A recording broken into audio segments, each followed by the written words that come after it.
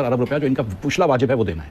अगले साल असल नहीं है, ये इनका नहीं, ये इनका वाजिब हो गया है, ठीक है। इसके अलावा अगले साल 800-900 अरब रुपया देना होगा, 1000 अरब देना होगा, उसके बाद अगले साल मतलब प्रिंसिपल तो नहीं है ना? नहीं, तो आपने उनको देना है, ठीक।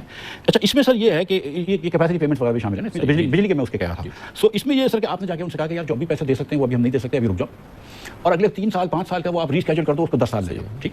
जब आप ये कह रहे हैं तो 7 साल आप ये कह रहे हैं लेकिन 2100 अरब रुपये और दे दो, मुझे ट्रेन बनानी है, 600 अरब रुपये और दे दो, मुझे ठाकुर से रायकोट हाईवे बनाना है। यार खुदा का खौफ करो, ये वाले पैसे का, ये ट्रेन से का $1 भी कमाओगे नहीं, ट्रेन का क्या प्रोजेक्ट फीजिबल है नहीं, आज तक रेलवे ने कभी पैसे कमाए नहीं, तो आप इसमें क्यों पैसे डाल रहे हो? सर मॉडल है ना ऑरेंज ट्रेन का हमारे पास, जो हमने पंजाब में किया सीपैक के अंदर। सर मेरी बात सुनिए, गुजारिश ये है कि मतलब आप कम से कम फर्दर गलतियां करना तो छोड़ देना, जो हो गया सो हो गया। आप बोलेंगे यार मैं और गलतियां नहीं करूंगा, मैं यहाँ पे रोकूंगा, पहले जो मेरा अभी कर्ज देना है वो तो मैं उसका तो बंदोबस्त करूँ कि मैं वो कर्ज कहाँ से लाऊंगा, बाकी फिर देख लूंगा, जब अल्लाह पैसे देगा या मैं प्राइवेटाइज कर दूंगा। आप बिल्कुल चाइना को बोलेंगे ये हम रेलवे प्राइवेटाइज करते हैं, तुम अपनी पैसे आगे लगा दो, देखता हूँ चाइना तो नहीं आएगा। अभी तो इस वक्त चीन आपको उधार भी नहीं दे रहा, लेकिन सर चीन ने भी जब आपको कर्ज दिया था ना, तो वो ये नहीं सोच रहा था कि आपकी इतनी मिसमैनेज्ड इकोनॉमी होगी, कि जब आपको इन्होंने कर्ज दिया तो वो सोच रहा था कि आप जब बिजली डबल करेंगे, जो हमने की, तो इंडस्ट्रियल प्रोडक्शन भी डबल कर देंगे, आप एक्सपोर्ट्स भी डबल कर देंगे। हमारा एक्सपोर्ट वहीं के वहीं खड़ा है, हमारी इंडस्ट्रियल प्रोडक्शन इस साल जो है लार्ज स्केल मैन्युफैक्चरिंग कम हुई है, लेकिन अब एफबीआर ने एक नया फैसला फरमाया है कि अब अगर आपको 5 करोड़ रुपए से ऊपर का मशीन लगाना होगा अपनी फैक्ट्री में तो इनकम टैक्स कमिश्नर से इजाजत लेनी होगी। ये बजट के अंदर फैसला किया है। एक जिस मुल्क के अंदर लार्ज स्केल मैन्युफैक्चरिंग कम हुई है वहां पे now we will need to get an installation permission from FBR, from chairman ji, उसके इनकम टैक्स कमिश्नर से कि आपने लगाया, अगर आप ये नहीं करेंगे तो आप कानून की खिलाफवर्जी कर रहे हैं, ठीक है। मतलब मुझे सोचें कि ये हम कर रहे हैं, तो चलो वो तो छोटी मोटी चीजें गलत हो गई होंगी, सही कर लेंगे बजट के अंदर, लेकिन the fact of the matter is कि एक सी चेंज इन मेंटालिटी करनी होगी पाकिस्तान को। वी हैव टू अंडरस्टैंड कि ये पाकिस्तान जिस तरह हम चला रहे हैं ये सही नहीं चला रहे हैं। एक मतलब आप ये समझ लेना कि हम सही नहीं चला रहे, हमने मिन हासिल कौम गलतियां करी हैं, हर इदारे ने गलतियां करी, हर सियासी पार्टी ने गलती करी है, और एक मरतबा ये आप समझ लें, उसके बाद आपको बैठना पड़ेगा। और सर देखें, अब ये शायद कोई पेशरफ्त हुई है, महमूद खान अचकज़ई साहब शायद मिलेंगे, ये मियां नवाज शरीफ, महमूद खान अचकज़ई, 2-4 और बड़े सियासतदान बैठेंगे, इसका कोई ना कोई रास्ता निकालना पड़ेगा, सियासी जमूद का भी, लेकिन फिर मैशत का भी रास्ता निकलेगा। ये अलग नहीं कर सकते आप भाई। आपकी सियासी बसीरत और सियासी एक्सपीरियंस और सियासी स्टैंडिंग माशाल्लाह बहुत मोतबर आप पाकिस्तान के सियासतदान हैं, बिल्कुल बेशक, मुझे इसमें कोई शक नहीं है। मुझे सिर्फ ये समझाने की कोशिश कीजिए मेरे साथ हमारे पाकिस्तानी भाइयों को कि वो क्या किया हमने कि 90 की दहाई के शुरू में हमारी टैक्स टू जीडीपी रेशो हो, या हमारी मजमूई कौमी पैदावार हो, या हमारा एक्सचेंज रेट हो, या हमारी स्टैंडिंग हो, या हमारी बिजनेस की स्टैंडिंग हो, वो हर मामले में हम भारत से बेहतर थे, हम हर लिहाज से उनसे बेहतर थे। या आखिर हमने 20-25-30 साल के अंदर क्या किया कि हम युगांडा के बराबर आ गए, और भारत जो है वो G7 और G8 की बात कर रहा है, दुनिया की तीसरी बड़ी इकोनॉमी बन गया, बांग्लादेश हमसे बेहतर इकोनॉमी बन गया। ये हमने क्या मुसीबत ढाई अपने ऊपर, जिसकी वजह से हम आज युगांडा के साथ खड़े हैं, और भारत जो है जो बिल्कुल हमारे साथ था बल्कि हमसे खराब था, बिल्कुल उसकी पोजीशन हमसे नीची थी, वो जो है वो G7 और G2 और G3 पे पहुंच गया। कमरान भाई, एक ही फर्क है, आप इन तमाम ममालिक को देख लें, अपने मुल्क को देख लें, उन्होंने मुल्क को सियासी इस्तेहकाम दिया, स्टेबिलिटी ऑफ पॉलिसी दी, आपने नहीं दी। हमने सबसे पहले रिफॉर्म शुरू किया, हमने ओपनिंग ऑफ द इकॉनमी की, हमने प्राइवेटाइजेशन की, हमने उन पॉलिसीज को कंटिन्यू नहीं किया। हमने हर 2-3 साल बाद मामले को रोका, जो पिछले फैसले थे उनको गलत करार दिया, लोगों को जेलों में डाला, और आज हम यहाँ पर खड़े हैं। तो जब जो मुल्क आइन की परवाह ना करता हो वो नहीं चलता, ये बात हमें समझनी चाहिए। आइन के मुताबिक मुल्क नहीं चलाएंगे तो यही हशर होगा जो आपका हुआ है। हमें ये बात आज तक समझ नहीं आई। ये 25 साल का सफर जो है 1990 से आज तक, जरा इसको एक दफ़ा रिव्यू कर लें कि ढूंढना छोड़ दें किसने क्या किया। ये देख लें कि हमने क्या बुनियादी खराबियां की। एक ही खराबी आपको नजर आएगी, हमने आइन के एहतराम नहीं किया, हमने पॉलिटिकल स्टेबिलिटी नहीं दी, हमने स्टेबिलिटी ऑफ पॉलिसी नहीं दी। दूसरे ममालिक ने हमारे जो रिफॉर्म्स थे उनको अपनाया और हमसे आगे निकल गए। ये बुनियादी बात है। लेकिन ये बात तो कर दी शायद मैंने, बड़ी मुनासिब बात की, लेकिन देखिए बाद ममालिक, बहुत सारे ममालिक बड़ी अच्छी तरक्की की, बड़ी स्टेबिलिटी की, शानदार तरक्की की। वहाँ पे जमहूरियत नहीं है, वहाँ पे कोई पार्लियामेंट नहीं है, वहाँ पे कोई बहुत ही ऑर्गेनाइज कोई कॉन्स्टिट्यूशन नहीं है सर, मगर जबरदस्त तरक्की करते हैं। तो खाली इस वजह से शायद हम नहीं आ रहे। शायद साहब जो कह रहे हैं कि मतलब उधर स्टेबिलिटी तो है ना, मतलब बांग्लादेश में कोई जमहूरियत नहीं है, दुबई में कोई जमहूरियत नहीं है, लेकिन एक कोई कानून के हिसाब से चलते हैं। आपको पता है कि ये फैसला करेंगे तो इसका ये नतीजा मिलेगा, कोर्ट में जाएंगे, प्रेडिक्टेबल आउटकम होंगे। यहाँ पे ये कि कोर्ट, मतलब वहाँ ये नहीं होता कि हर वज़ीर आज़म जेल जरूर जाए, चाहे उस सॉलिटरी कन्फाइनमेंट में भी जाए और सब कुछ हो, और एक वज़ीर आज़म भी अपनी मुद्दत पूरी। तो सर लेकिन इसके बाद 2 बातें और भी कर दूं। एक सर, पाकिस्तान में जब से ये तालिबान का इंटरेस्ट हुआ है और जब से लॉ एंड ऑर्डर खराब हुआ है, सच्ची बात मैं आपको बताऊं, जब से आप देखने के डाइवर्जेंस हुआ है बिटवीन पाकिस्तान, बांग्लादेश एंड हिंदुस्तान, हमारे यहाँ फॉरेनर्स नहीं आते। आप जब मैं और आप छोटे थे कराची में, तो हर एयरलाइन दुनिया की इधर आती थी, अब कोई नहीं आती है। So the fact of the matter is कि यहाँ पे जहाँ पे फॉरेनर नहीं आएगा वहाँ पे सरमायाकारी भी नहीं आएगी, वहाँ पे बरामदात भी नहीं पड़ेगी। एक वजह सच्ची बात है कि हमको ये मानना होगा, और ये नहीं है कि हमारा परसेप्शन खराब है, हमारी रियलिटी खराब है। ये बात मानना होगा कि चाइना जो है आज हमसे इसलिए नाराज है कि हम चाइनीज लोगों को प्रोटेक्ट नहीं कर सकते, और सच्ची कह रहा है, ठीक है। अब इसमें जो भी अवामिल है, अफगानिस्तान, ये वो, भारत, इंसर्जेंसी, बलोच, लेकिन the fact of the matter is कि ये हो रहा है पाकिस्तान में। और अगर हमारे बलोच के लीडरान जो है वो उनको कोई इंसर्जेंसी में चले जाते हैं, उसको भारत को कर लेता है, तो हमारी गलती है ना कि वो क्यों कर सकता है भारत उनको, हमारे लोग यहाँ पे क्यों जा रहे हैं। हमको ये लॉ एंड ऑर्डर पाकिस्तान में परफेक्ट होना चाहिए। आप दुबई के अंदर जाते हैं, दूसरे ममालिक में जाते हैं, आप रात को चलते हैं, कोई मसला नहीं होता। यहाँ पे अगर आपका बच्चा स्कूल से 1 घंटा देर से आए, आपकी जान निकल जाती है। सो आपको पाकिस्तान के अंदर law and order has to be enforced completely. अब देखें कराची में आजकल डिफेंस वगैरह के अंदर रोज एक नौजवान को मारा जा रहा है, मतलब ये कोई मजाक है? हम किस चीज़ का टैक्स दे रहे हैं? बहुत बहुत शुक्रिया जनाब शाहिद खान अब्बासी साबिक वज़ीर आज़म डॉक्टर मिफ्ता इस्माइल 2 बार पाकिस्तान के वज़ीर ख़जाना रहे हमारे साथ थे। जानना सिर्फ ये चाहते थे कि अगर आज शाहिद खान अब्बासी वज़ीर आज़म होते, मिफ्ता इस्माइल वज़ीर ख़जाना होते, तो क्या वो मुख्तलिफ बजट देते? क्या ऐसा बजट देते जो कि पाकिस्तानी अवाम पर भी भारी नहीं गुजरता, रियासत पर भी भारी नहीं गुजरता और पाकिस्तान को IMF प्रोग्राम भी मिल जाता? इसकी वजूहत हमने सुनी, बहुत ही सैर हासिल, बहुत ही मुफीद, बहुत ही शानदार गुफ्तगू हुई, बहुत मैंने एंजॉय किया, आपने भी किया होगा और हमारी ज़रूर आगाही में इजाफा हुआ। इसके साथ ही हमारे आज के प्रोग्राम का खत्म होता है। कल आपसे मुलाकात होगी इंशाल्लाह। कल तक के लिए इमरान खान को इजाज़त। अल्लाह हाफ़िज़ Nasir.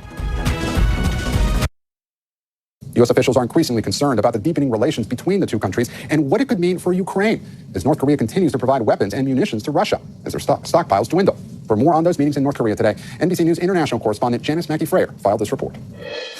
Russian President Vladimir Putin got a warm red carpet welcome from Kim Jong-un. There was even a moment of awkward debate over who would be first to get into Kim's luxury car, which incidentally was a gift from Putin. Throughout the state visit, the two remained side by side, protecting unity as they walked past soldiers, horses, groups of children. After 2 hours of talks, they signed a strategic defense treaty that provides mutual assistance in case of aggression against either of the two countries. Putin said the agreement lifts their ties to a new level as they're both looking to strengthen their partnership in the face of sanctions from the West. Kim pronounced North Korea's unwavering support for Russia in the war with Ukraine, and Putin thanked him for that. The question is, what comes next? North Korea has been accused of providing Russia with ammunition and missiles, and the worry is that more deliveries will follow this visit. Moscow, in return, can provide food, energy, and other aid, as well as the sort of technology that could help North Korea boost its missile and nuclear programs. All of this is raising alarms for the U.S. and the West, because this strengthened alliance is not only fueling the war in Ukraine, but instability on the Korean Peninsula. The State Department has already said that North Korea has shipped 11,000 containers of munitions in recent months to aid Russia's war effort, and this visit and all its fanfare will do little to ease those concerns. That was Janice Mackey-Freyer in Beijing. And I'm joined now by NBC News White House correspondent Monica Alba and NBC News international correspondent Matt Bradley in Jerusalem. Thank you both so much for joining me. Monica, let's start in North Korea. How is the administration reacting to this new defense pact?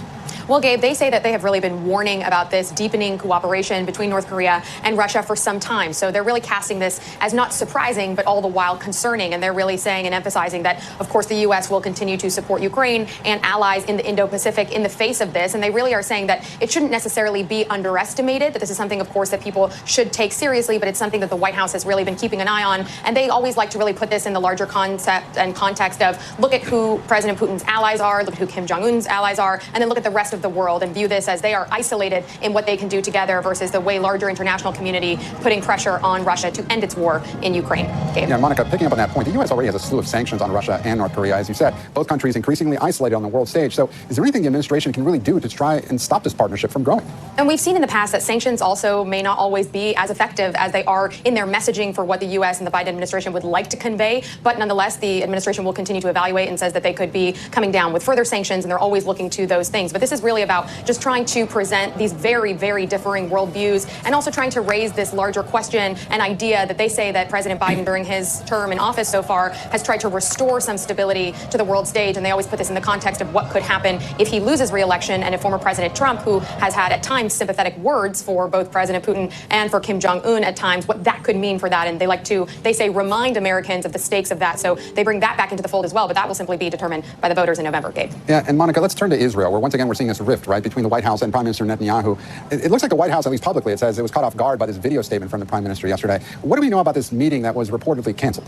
Yeah, and it's rare to have the White House say literally bottom line, we have no idea what the Prime Minister of Israel is talking about and saying that there was no such meeting scheduled. There are normal communications and conversations between Israeli and U.S. officials throughout the course of this week and almost every single week, obviously, since the war began and since October 7th. So the White House is saying that there are always these sort of back-channel communications. That shouldn't be surprising, but it's not like there was some major meeting that now needs to be rescheduled. And the fact that really you had Secretary Blinken very clear in his messaging when he came back from that recent trip, putting this in the context of saying, yes, there was one shipment of weapons that was put on hold when President Biden had talked about this larger potential shift in policy and threats to withhold military aid, but that there hadn't been anything since then. The U.S. has been very clear on that, saying that they don't know what Prime Minister Netanyahu is referring to when he's trying to imply in those comments that there were more, that there has been other halting of shipments or aid or weapons that Israel is asking for. It really just speaks to how fraught this relationship is at a really critical point in the war where we just don't know also what the true status is of the hostage talks and potential ceasefire deal. Gabe. And Matt, I want to turn to you on the ground in Jerusalem. What are Israeli officials saying about these tensions between the two leaders? Now that the war cabinet has been dissolved with moderates like Benny Gantz no longer advising the Prime Minister,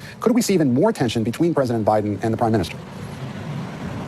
Yeah, I mean, when you're talking about the tensions and the fraught relationship that my colleague Monica was just saying, that's been going on for months, and actually we rarely see these really obvious sightings of it, things like the broadside that was fired by Benjamin Netanyahu in that video, and that response by the White House saying they had no idea what he was talking about. These are the kinds of words you don't hear between close allies, and what we're seeing now is sort of a relationship that is under a lot of strain, a lot of stress, but so is Benjamin Netanyahu. He's facing his own pressures from within his own camp. He has one of the most right-wing governments in Israel's history. He has to answer now, as you mentioned, mostly to his right flank. Now that Benny Gantz, considered a moderate, has resigned from the war cabinet and pulled out of the government, or his party has, that means that it's kind of the right wing that's left to their own devices. And these people are quite aggressive when it comes to the fighting in the Gaza Strip. They are hawks in the truest sense of the word. And so, that might cause more tension with Washington. Benjamin Netanyahu has to parry from both sides in his, dealings with all of these different factions within the government. But now he doesn't have to do that as much. He's going to be dragged even further to the right. And that could be a problem, particularly when it comes to these negotiations, that the U.S. government, particularly Secretary of State Antony Blinken, has made a pet project.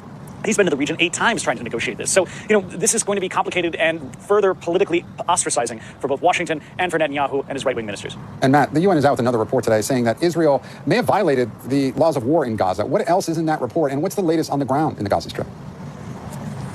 Well, what we're seeing in the Gaza Strip is still this continuing fighting, particularly in the southern part in Rafah. We were seeing some strikes against the Nusayrat refugee camp, which has been going on actually for the past couple of weeks. We had that huge operation that killed more than 270 Palestinians, according to the Gazan health authorities, when they were trying to free and successfully freed those 4 Israeli hostages. Now, there has been a lot of these sorts of accusations by the United Nations and other international groups accusing both Israel and Hamas of having committed war crimes. And one of the big issues we keep hearing over and over again is one of proportionality. And, that episode in freeing those 4 hostages, that is something that really speaks to that proportionality issue. But also, we've heard from Israeli government officials saying how distasteful it is not just to have these accusations levied against them, but in so many cases to be lumped with Hamas. They don't want to be they don't want to have a moral equivalency with Hamas, and that's what we keep seeing from the ICJ and ICC, these sorts of rulings where we're starting to see a lot of sort of moral equivalency, and that's very angering to a lot of Israeli officials.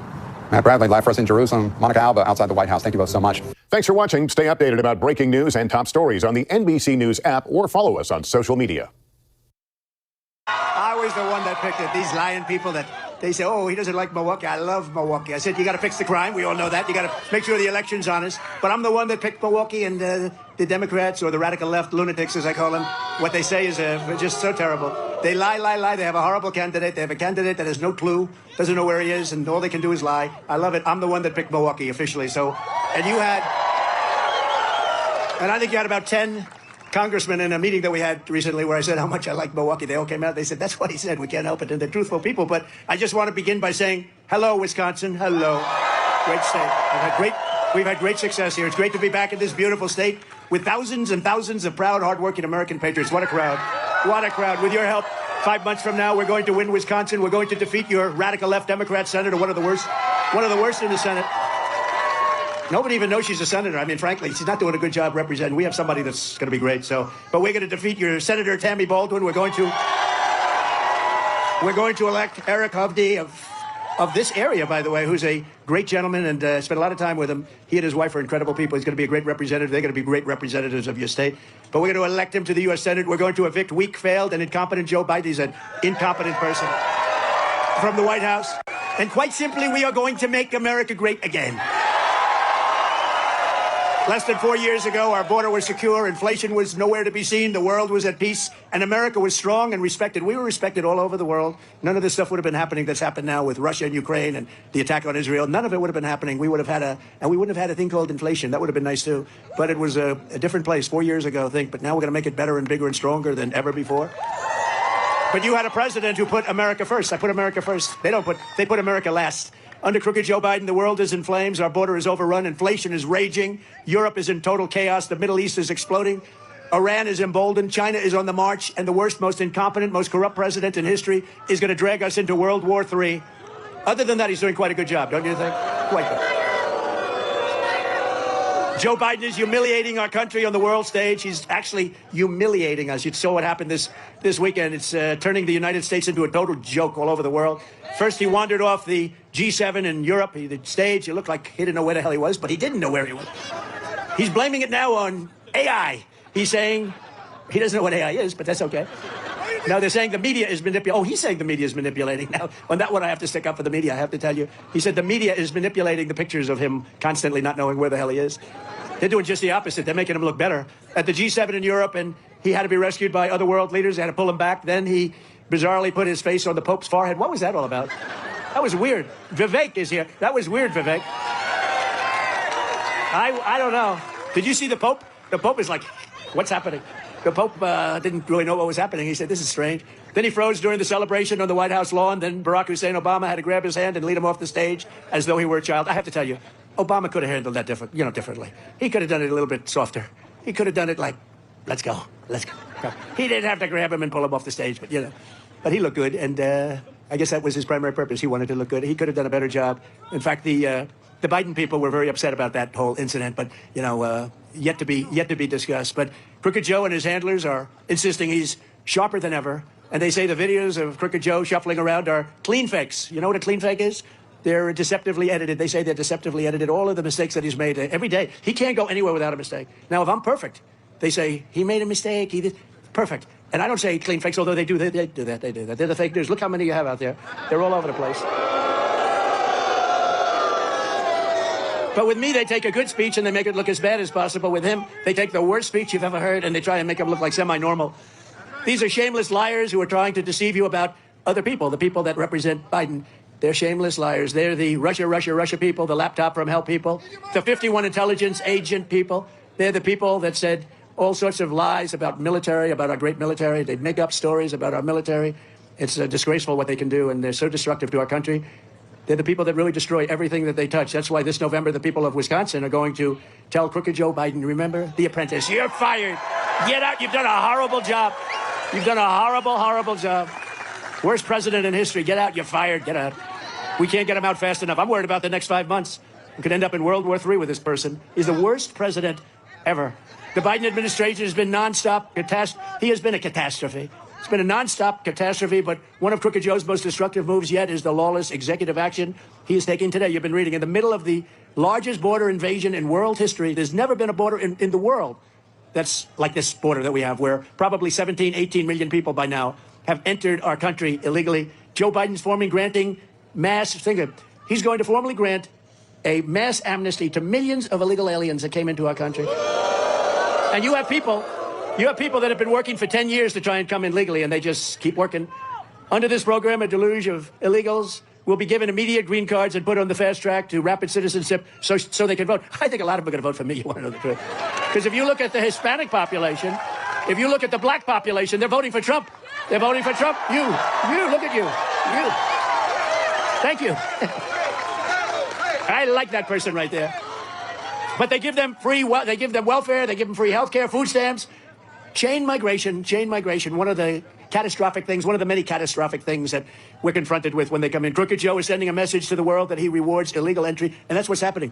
They hear about all of the things that are coming in, and don't kid yourself, the ones that are hurt the most, the black population, the Hispanic population, and you know what else? Who else is hurt badly? Unions, because unions are not able to compete with this. This is a mass entry into our country, and the unions are getting absolutely killed by it. All an illegal alien has to do is sign up for his new program. It's a sham marriage or college degree. Think of this. And they can expect amnesty and taxpayer support. They want to get taxpayer support. We are supporting people that come in illegally, but our soldiers, our veterans, are dying on the streets of these horribly run Democrat cities. Our country is under invasion. We should not be talking amnesty. We should be talking about stopping the invasion instead. This is an invasion of our country. We have to seal the border. We have to let people come into our country, but they have to come in legally. We have to send Joe Biden's illegal aliens back home where they belong. We have no choice. We have no choice. Don't forget, all over the world, the prisons, the jails, the mental institutions, the insane asylums, they're all being emptied out. And I don't blame them. I know the leaders. I know so many of the leaders. I had to deal with them. I dealt with them very nicely. I said, you don't behave, we're not going to give you any of the money. We pay them so much money and they do nothing. Get stolen all over the place. But I had a lot of things. We wanted to bring them back. They wouldn't let them come back. I was told that for years. Obama couldn't get anybody out. We suffered with MS-13 by the thousands and thousands. They'd killed people. They'd cut up. 2 young girls cut up in Long Island, cut up to pieces and died by MS-13 monsters, and we couldn't get them out of our country. And I came back and I said, why? They said they won't take them back. Honduras, you take a look at Honduras, and any one of the Mexico to a certain extent, Mexico a little bit less.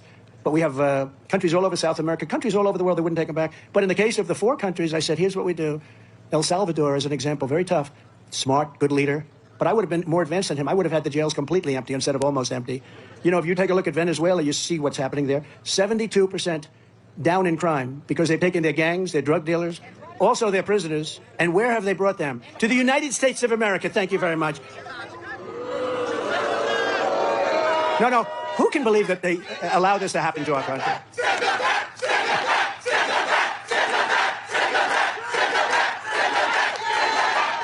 Now, who can believe that they would do this to a country? Now, Joe Biden doesn't have a clue. Now, we're going to watch. Is anybody going to watch the debate? He's going to be so pumped up. He's going to be pumped up. You know all that stuff that was missing about a month ago from the White House? What happened? Who left it? Somebody left it. I wonder, let's see, somebody left a laptop in an office of a gentleman who was supposed to fix the laptop from hell. He never picked it up, and somebody didn't pick up hundreds of thousands of dollars worth of cocaine. I wonder who that could have been. I don't know. Actually, I think it was Joe. But Crooked Joe's action today is an illegal, unconstitutional amnesty without approval from Congress, no approval from the courts or the American people, but he never does that. He did that with the tuition, and that didn't work out too well. He got rebuked, and then he did it again. It's going to get rebuked again, even more so. It's an even more vile attack. But he did that with tuition just to get the publicity for the election. He doesn't care about that. He just wants to see if he can get it by the election. Like with all my stuff, they get these people from all over. Go after Trump. They never did this before. This is like third world country stuff. Go after Trump. But he did nothing wrong. That doesn't matter. Just go after him. Go after him. And we don't care what happens after the election. Just do it. Mess it up. No country has ever done this outside of